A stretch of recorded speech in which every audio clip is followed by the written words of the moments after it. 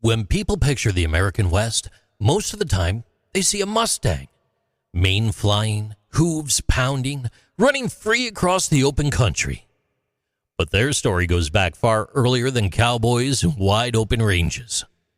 Horses first appeared in North America about 4 million years ago, starting from a very small ancestor called Eohippus. It was no bigger than a dog. Fossils found in places like Wyoming and Nebraska show exactly how horses developed and spread. They crossed the land bridge into Asia and Europe. But here at home, they vanished around 10,000 years ago. After the last ice age, horses in North America disappeared because the land changed quick. Folks hunted them for meat, and they couldn't hold their own against bigger animals at the time. At Wally's Beach in Alberta, Canada, archaeologists uncovered horse bones lying beside spear points.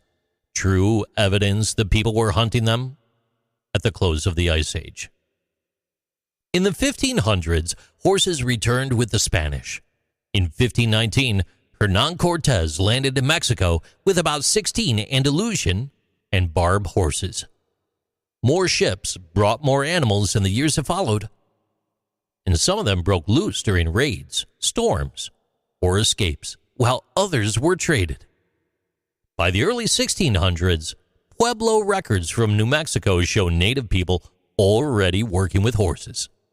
From there, wild herds spread all across the plains, and over time, they mixed with ranch stock.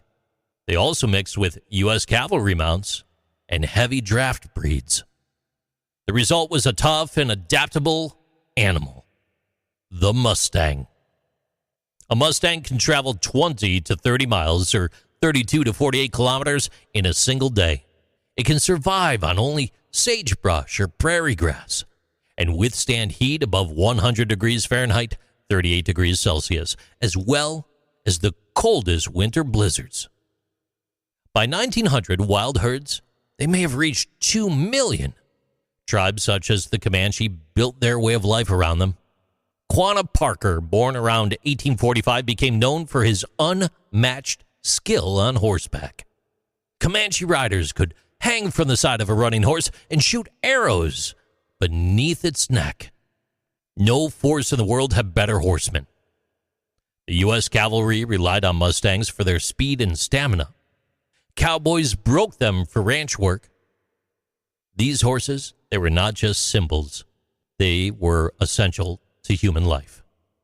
But the open range, it kept shrinking, and by the 1950s, roundups turned harsh, and many Mustangs ended up sold for pet food and glue.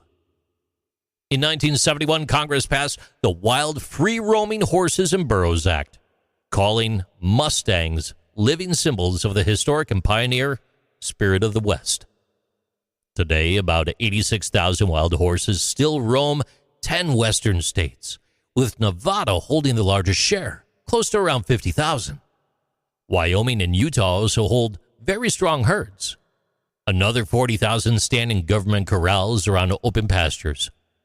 Since the adoption program began in 1973, more than 240,000 Mustangs have gone to families all across the United States. Ranchers in Nebraska's Sandhills, they have used adopted Mustangs to work cattle in the rough grasslands, proving their endurance. In Utah's Onaki Mountains, wild herds have been tracked for over a century. Modern genetic studies show Andalusian bloodlines still present in today's herds, linking them back to the first horses brought across the Atlantic. They began here, disappeared, and returned as outsiders, only to become one of the strongest emblems of the United States. Feral yet wild, domesticated yet free. Their story is not only about survival, but about their return and a land that shaped them twice. These are Interesting Things with JC.